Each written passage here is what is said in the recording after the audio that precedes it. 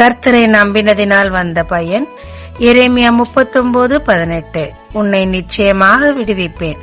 நீ என்னை நம்பினபடியினால் உன் பிராணன் உனக்கு கிடைத்த கொள்ளை பொருளை போல இருக்கும் என்று கர்த்தர் சொல்கிறார். எரேமியாவையோ கர்த்தரின் வார்த்தையையோ எந்த பிரபுக்களும் அதிகாரிகளும் நம்ப தயாராக இல்லை. எனவே அவரை குழியில் போட்டனர்.